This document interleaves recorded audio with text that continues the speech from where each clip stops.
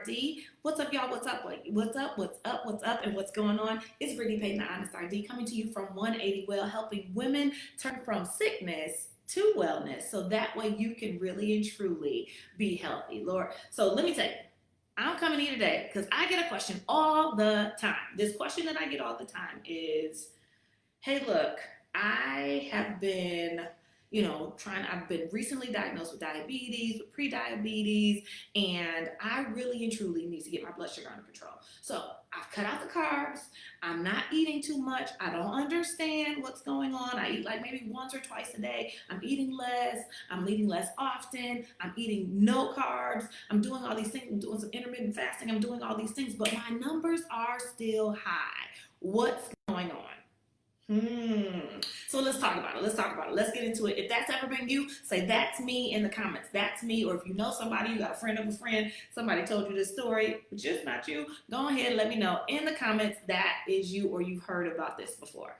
So the thing is, it doesn't make sense for your blood sugar, so the amount of sugar in your blood to be elevated if you're not taking any blood sugar or carbs in, right? So you're wondering, where are these numbers coming from? I don't understand. Why is this happening? So I want to help you and give you a little bit of quick insight so you can understand your body a little bit better so you can help your body do the right thing. So I'm going to tell you a bit of a story so you can get a bit of a better understanding of how this works. So let me tell you, when we moved here about 11 years ago, okay, my husband was working a 9 to 5. We moved from New York to Texas, and my husband was working a 9 to 5, loved his job, but we knew that we needed to move for a better life. We didn't move here because we were super fancy and we had all the money in the world. We moved here because we needed a transition. We were following God and we were broke. Okay. All right. So we needed the money. So the big thing is we were transitioning out of a very expensive place. And if you lived in New York, you know New York can be very expensive. So we moved from New York and we moved here to Texas where the cost of living was a fraction of what we were living in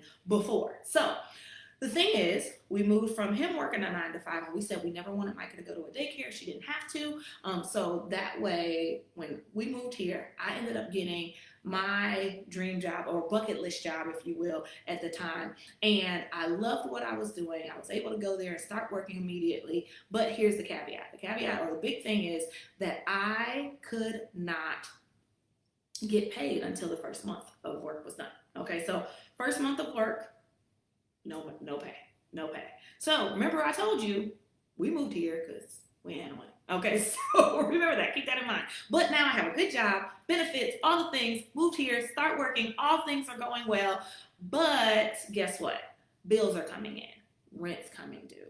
Electricity, gas, cable, all the things are coming due. Okay, we still need to eat. We still need to take care of ourselves. The first week we were here, Micah had a medical emergency, so we got that bill coming. So we had all kinds of stuff going on. It's like, wait a minute, what is going on?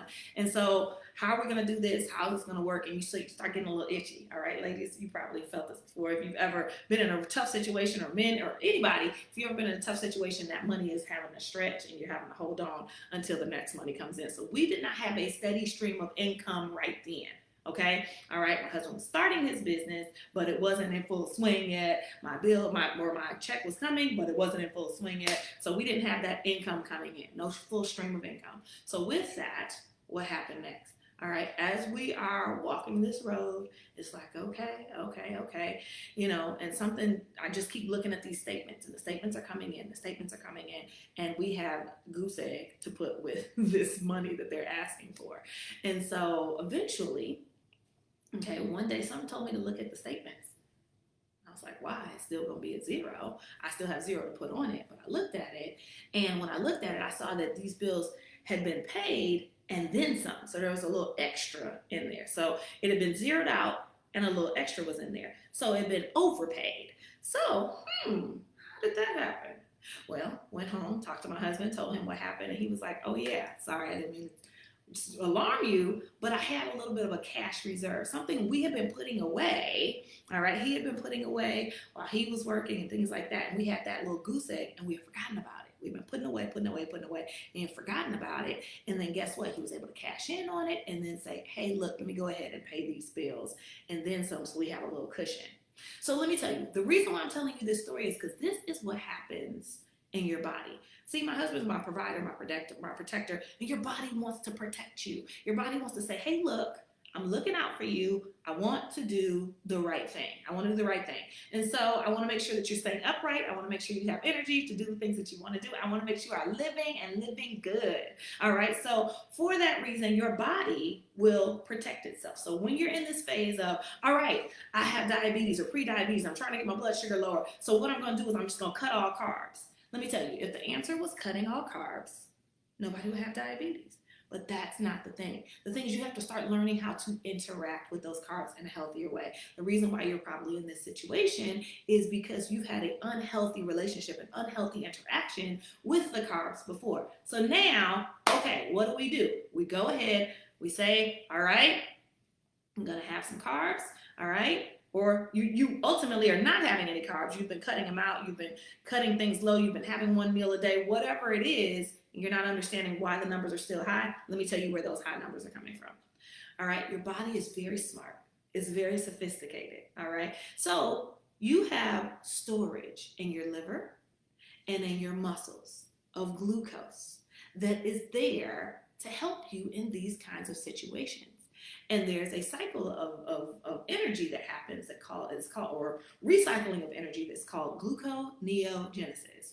And when it pulls that glucose out of your muscles, out of your liver, and uses it as a usable form of energy. But the thing is, if you've ever seen any of those movies where there's a rescue effort, like the SWAT team comes in and they're rescuing somebody, and it's all aggressive, and it's helicopters, and it's SWAT vehicles, and it's all kind of things going on and stuff, that effort is aggressive. So instead of you putting in the right amount of carbs, what happens is your body says, oh, shoot, okay, we're at a low, we're getting really, really low. And so your body's like, all right, pull in the heavy artillery. And then pulling in the heavy artillery, what happens? That means your body starts dumping that glucose into your body, into your blood sugar, from the muscles, from the liver, and it starts dumping into your blood sugar. And that's what you get. So the thing is, you got to remember, your body is trying to save you, so it's an aggressive effort, all right? So it's not going to be neat and nice and put in a little box. A lot of times it's going to be aggressive and a little over the top, a little extra, okay, beyond what you would usually do. So the thing is, you got to remember, you hold the remote control. You hold the remote control. You hold the ability to be able to say, I want to put this amount of carbs in my system so my system can then respond properly with appropriate glucose numbers. But when you do not eat carbs, what you're doing as you're trying to control your blood sugar and your glucose, a lot of times what you're doing is you are putting yourself in a place where you're saying, hey, I need you to figure it out yourself. Make it enough.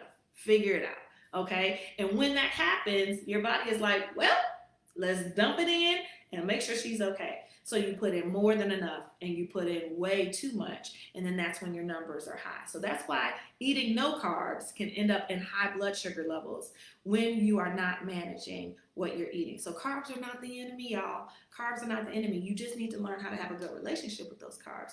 And if you learn how to have a great relationship with the carbs, what will happen is your numbers will equal out to what they're supposed to be. But a lot of times you're going to need some help to figure that out. If you knew it yourself, you do it, but you don't, so you need some help.